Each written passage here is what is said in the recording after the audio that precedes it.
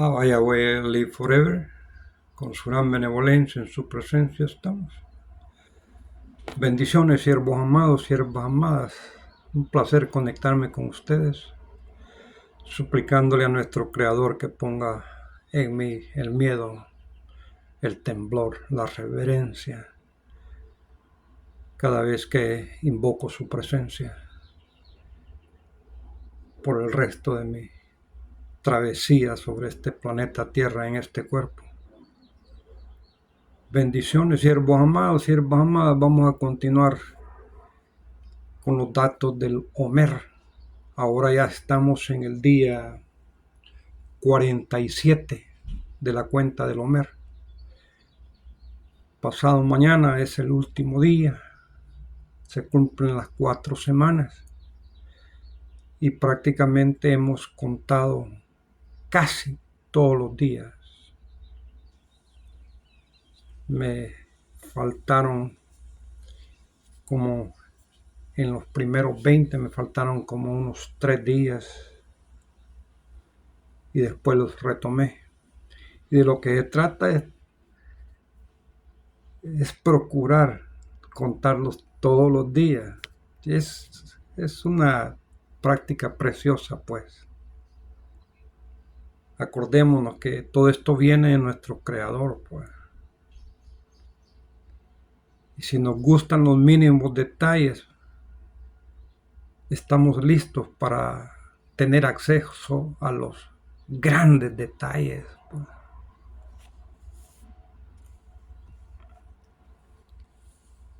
Como dice, ¿verdad? Esto no te lo ha revelado carne ni sangre, le dijo Jesús a Pedro, ¿verdad? Sino que le dio a entender que el Altísimo, Yahweh, se lo había declarado, se lo había manifestado. Tú eres el Hijo, dice, del Altísimo, Pedro. Y hablando de Pedro, su nombre es Shimón. Es en referencia a la segunda tribu en su orden de edades. Shimón nace por segundo y su nombre se le cambia en el Nuevo Testamento por Pedro. Pedro, latín, español, ya lo traducimos a Petro, a Petra, a piedra, a roca, para ir acomodando la enseñanza de Jesús, que en esa misma manifestación que le dice a Pedro, pues que no te lo ha revelado carne ni sangre, sino que nuestro Creador. Cuando Jesús les pregunta, y la gente que dice quién soy yo, y vosotros quién decís que soy yo. Ahí es donde sale la enseñanza y dice, pues, sobre esta piedra edificaré mi iglesia. Pero ese título de iglesia no existía en esos días de Jesús.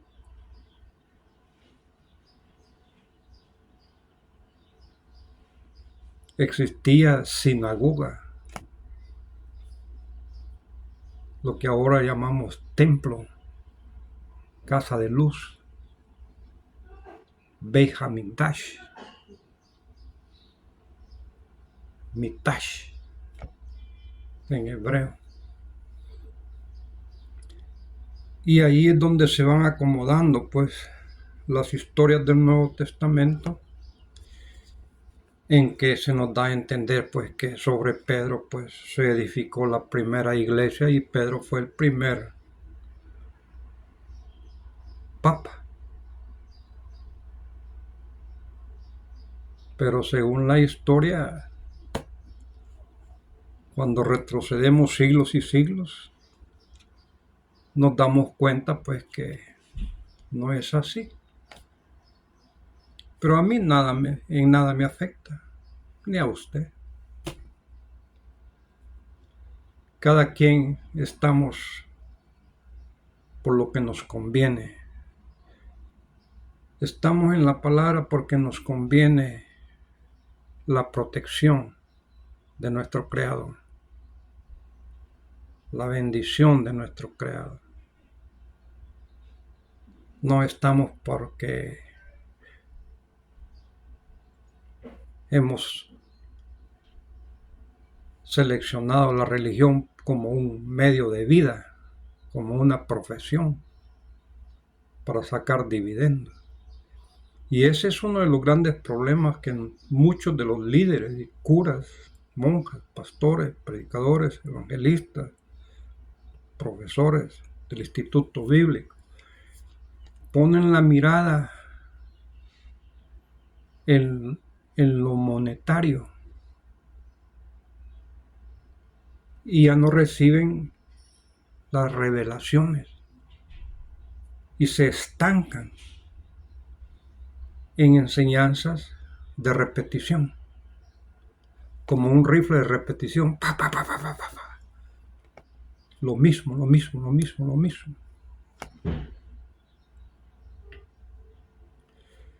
Se nos dice que tanto la fama, el dinero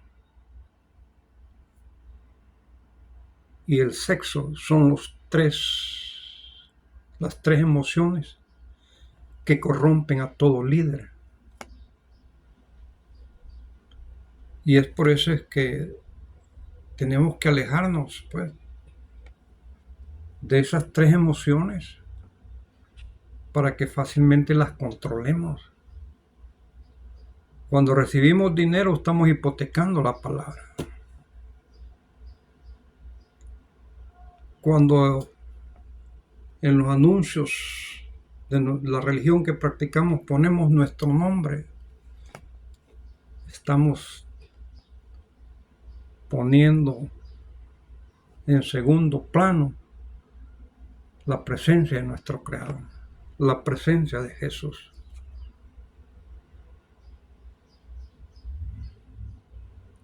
La fama es para Él.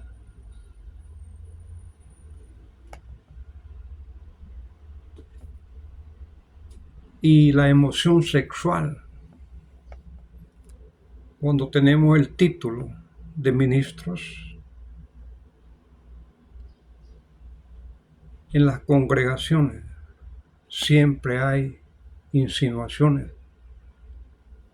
de siervitas casadas, solteras, que se acercan a uno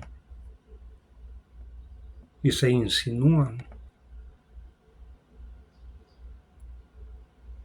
He ahí cuando no nos alimentamos espiritualmente, somos presa fácil de esas tres emociones.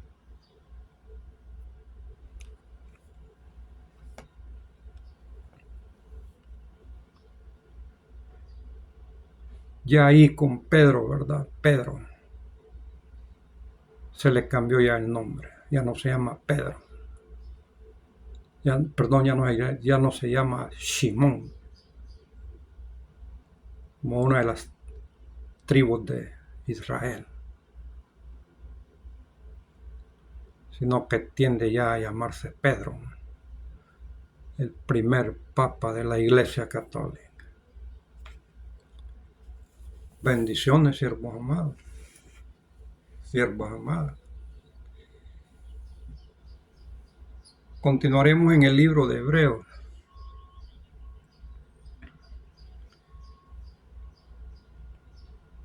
Lo vamos a retomar nuevamente del verso 10 en capítulo 4. Porque el que ha entrado en su reposo, también ha reposado de sus obras, como Dios reposó de la suya.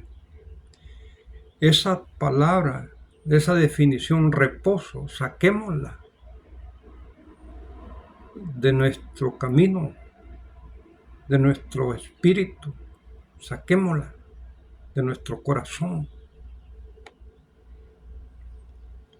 Reposo es descanso, pero no se está refiriendo al cuarto mandamiento. No se está refiriendo a que nuestro Creador anunció que la tierra de Canaán iba a ser el reposo. No, la anunció como la tierra prometida.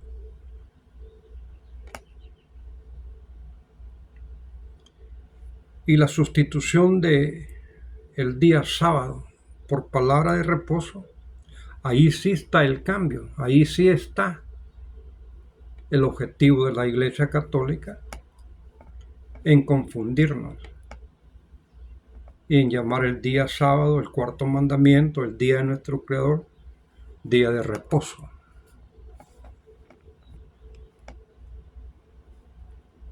Y en sí, repetimos nuevamente, significa dejar de trabajar, cesar el trabajo, las obligaciones cotidianas de lunes a viernes. Si retrajeres tus pies de hacer tu voluntad en mi día sábado, dice nuestro Creador en el libro de Isaías, capítulo 56, capítulo 58. Los dos capítulos se vienen alineando a lo que nuestro Creador abre las puertas para el extranjero, para el eunuco, para el empleado, para todos y cada uno de los que estamos debajo del sol, para poder ser hijos del pueblo de Israel. Que no diga el extranjero, que no diga el eunuco, que ya no puedes ser hijo de Israel.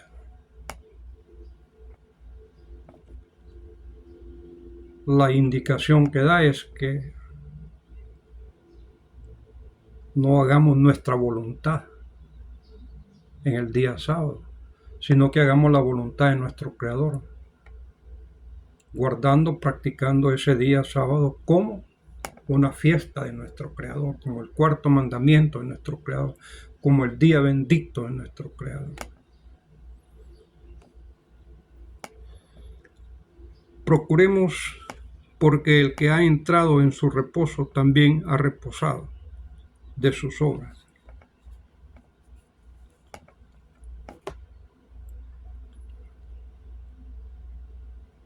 Una mentira rodeada de verdades. ¿Descansamos? Claro que descansamos. Pero lo que la palabra en Éxodo capítulo 20, el cuarto mandamiento, se está refiriendo no a descanso, sino a que terminar, concluir el trabajo de los 6 días.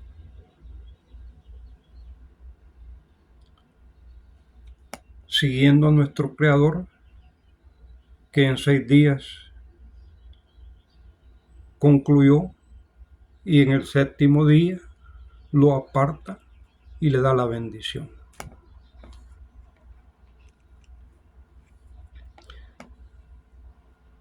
Y se nos dice pues que vamos a descansar, vamos a reposar, como nuestro Creador reposó de sus obras que hizo cuando creó los cielos y la tierra y todo lo que hay en ellos.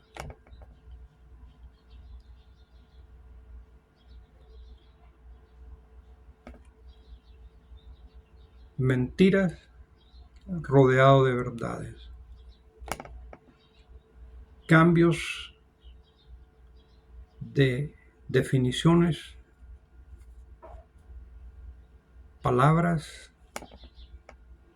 pequeñas partes de las escrituras, pero esos cambios nos dan ya un entender diferente a lo que las escrituras nos están enseñando. ya en el verso 11. Hebreos 4, 11, 12 y 13. Vamos a entrar en esta bendición. 4.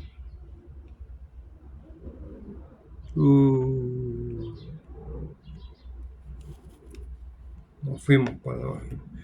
Procuremos entrar en aquel descanso para que ninguno caiga en desobediencia.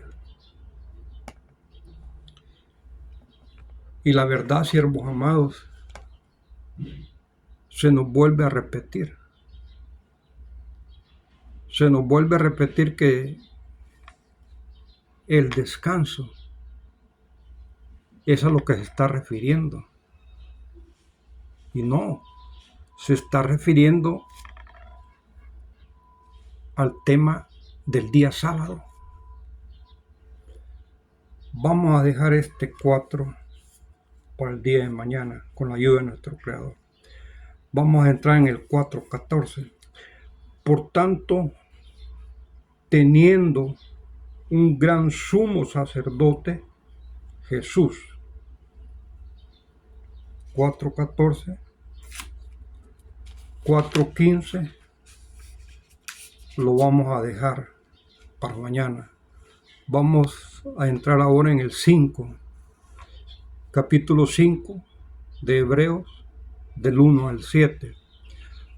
Porque todo sumo sacerdote tomado de entre los hombres es constituido a favor de los hombres, en lo que a nuestro Creador se refiere, para que presente ofrendas y sacrificios por los pecados, para que ofrezca, para que presente ofrendas y sacrificios por los pecados. Se les olvidó poner ahí para quitar los pecados, para expiar los pecados, porque de eso se trata. No dar la información completa para que no entendamos en sí que la sangre de los animales quitaban el pecado. Pero aquí ya estamos hablando del sumo sacerdote Jesús, para que se muestre paciente con los ignorantes y extraviados, puesto que él también está rodeado de debilidad. No está hablando de los sumos del sacerdote del Antiguo Testamento.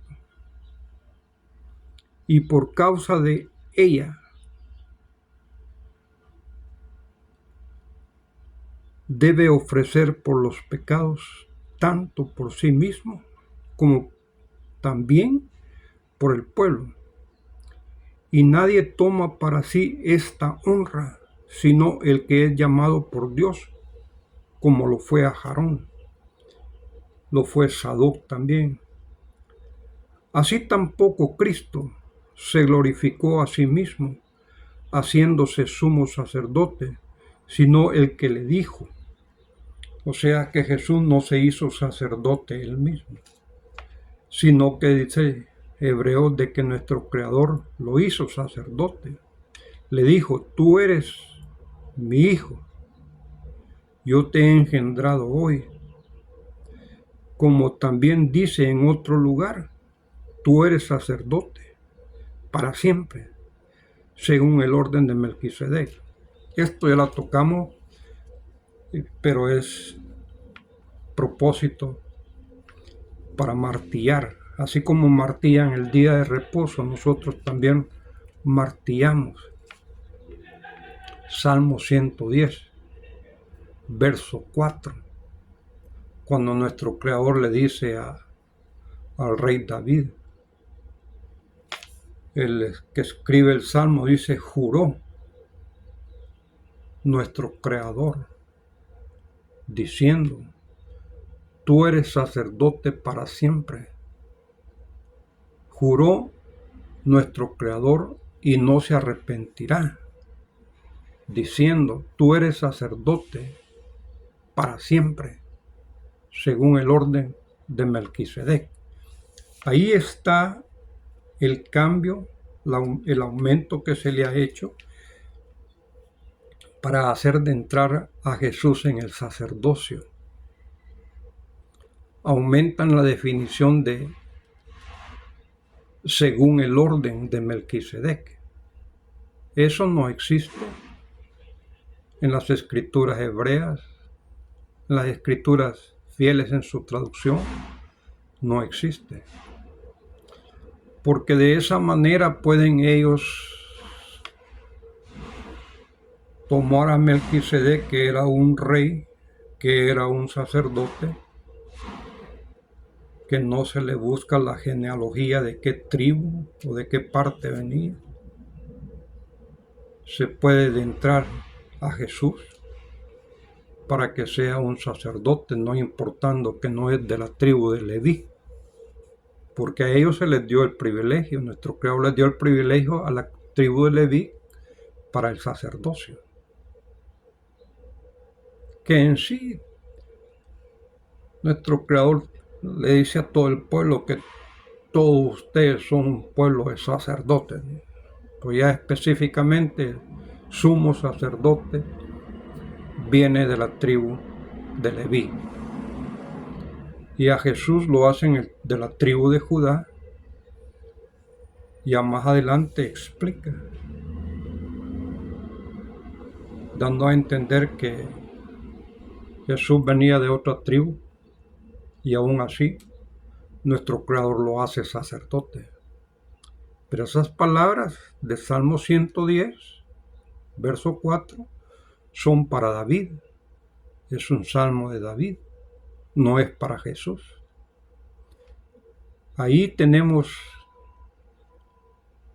el respaldo que Hebreos está tomando para hacer a Jesús sacerdote, pasando por encima de las profecías de Jesús, de las escrituras de Jesús, cuando Él dice que Él no había venido a quitar la ley. Ninguna palabra, por pequeña que sea, de esta ley pasará.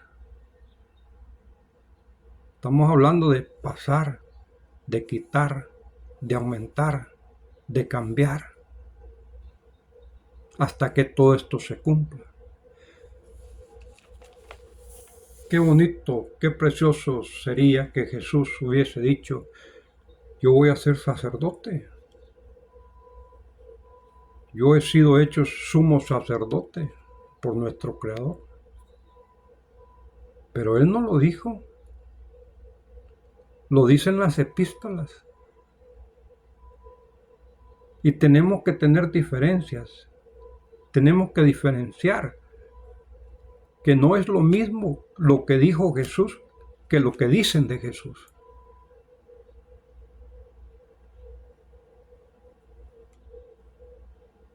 El verso 7, capítulo 5 de Hebreos. Y Cristo en los días de su carne, ofreciendo ruegos y súplicas con gran clamor y lágrimas al que le podía librar de la muerte, fue oído a causa de su temor reverente. Y aunque era hijo, por lo que padeció, aprendió la obediencia. Y habiendo sido perfeccionado, vino a ser autor de eterna salvación para todos los que le obedecen, y fue declarado por Dios sumo sacerdote según el orden de Melquisedec. Jesús en sí, que yo me recuerde, no hay ninguna escritura donde Él llora, suplicando. Cuando lleva a los discípulos a Getsemaní y les dice: esperen acá, voy a ir a orar. En su oración Jesús le dice a nuestro Creador: hágase su voluntad, que esta copa no pase como yo quiero, sino que pase haciéndose su voluntad. Oraciones de Jesús, no es llanto de Jesús como está diciendo aquí.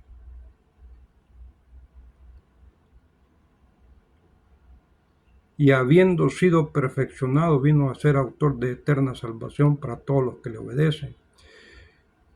Y Cristo en los días de su carne ofreciendo ruegos y súplicas, eso está bien, con gran clamor y lágrimas. Ahí no hubo lágrimas. Al que le podía librar de la muerte, fue oído a causa de su temor reverente. La historia en sí es que nuestro Creador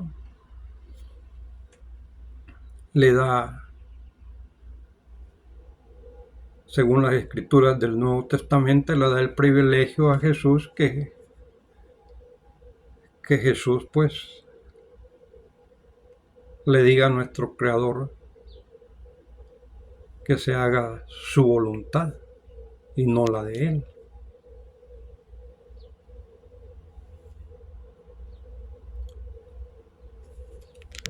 Ya aquí, qué bien, ya aquí ya entramos al 5, al 5, 7, al 10. En estas escrituras de Mateo 26, 39, 42 y Lucas 22, 42. Aquí es donde sale en Lucas y Mateo, sale esta historia en el monte Getsemaní, donde deja a los discípulos y él se va a orar. Pero él no llora ahí,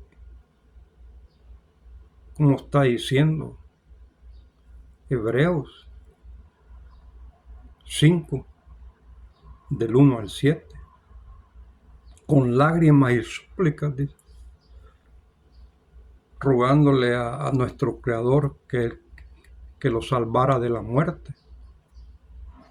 No, siervos amados.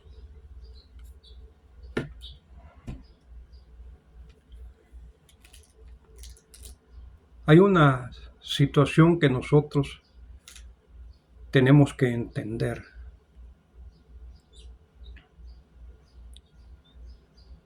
La historia de Jesús ha sido deformada. Y hasta llegamos a poner en tela de juicio su existencia.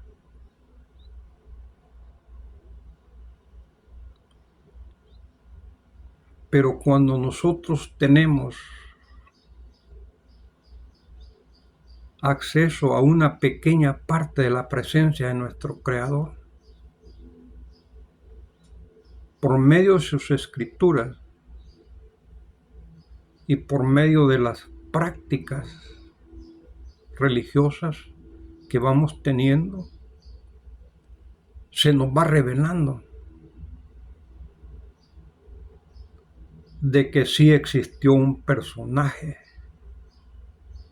con esas características de Mesías, de divinidad, al que malamente le llamamos Jesús, que no es su nombre, pero ese nombre tiene poder, especialmente con los demonios.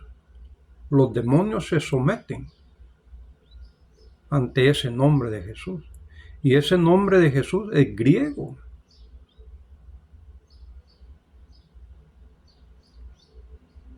Y de Grecia viene la maldad, de Roma viene la maldad, de Europa viene la maldad.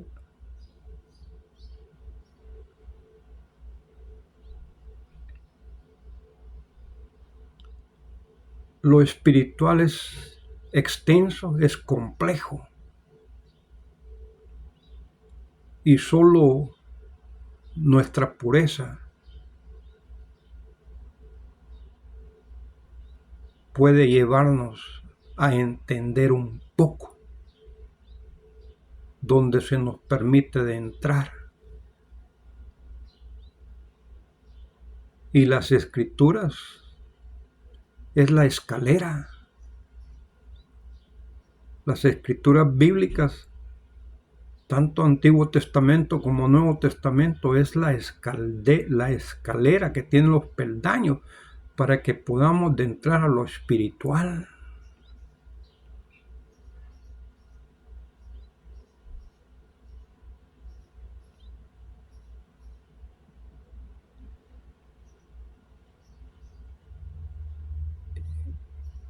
El día de antier, nuestro Creador me dio el privilegio de tocar el pacto de la sal.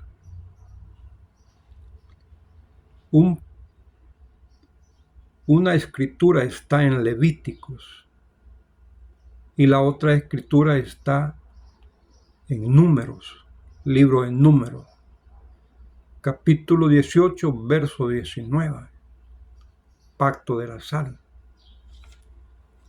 Y en Levíticos está el otro pacto de la sal,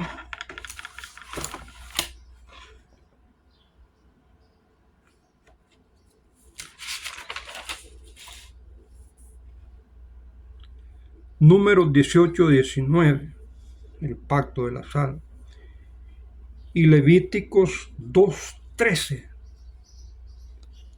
donde se menciona nuevamente la sal.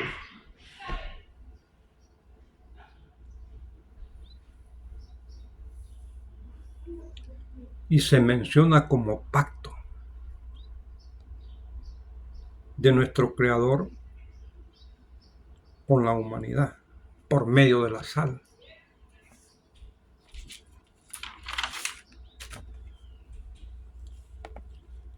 Bendición, siervos amados, siervas amadas, con la ayuda de nuestro Creador seguiremos en contacto el día de mañana. En el nombre de Jesús los bendigo.